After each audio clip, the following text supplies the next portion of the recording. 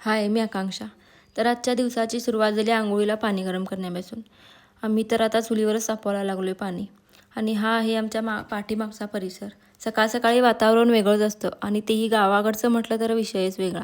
बाजूला मम्मीने काकडीच्या बिया लावल्या होत्या, तर तो वेलसुद्धा मोठा झाला आहे, काकडीसुद्धा लागायला सुरुवात झाली आहे, बघू शकता. पटकन अंघोळ करून लागली स्वयंपाकाला. शेपूची भाजी करायची होती, पटकन करून घेतली आणि पटापट भाकऱ्यासुद्धा करून घेतल्या. आणि आज खूप दिवसांनी ऊन पडलं होतं कडक असं. त्याच्यानंतर पप्पा गेले होते कॅन्टीनला, थोडंफार सामान आणायचं होतं, तर ते आणलेलं होतं. मग जागच्या जागी ठेवून दिलं. आणि हा कोलगेटसोबत मिळणारा ब्रश, याच्यासाठी ना लहान असताना आपली भांडणं तर व्हायचीच, मला पाहिजे तुला पाहिजे यावरून.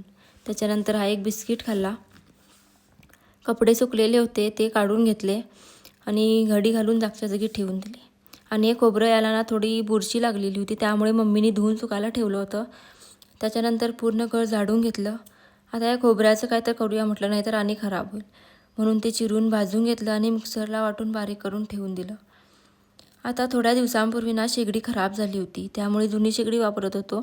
आज रिपेअर करून मिळाली होती, तर ती लावून दिली पप्पांनी.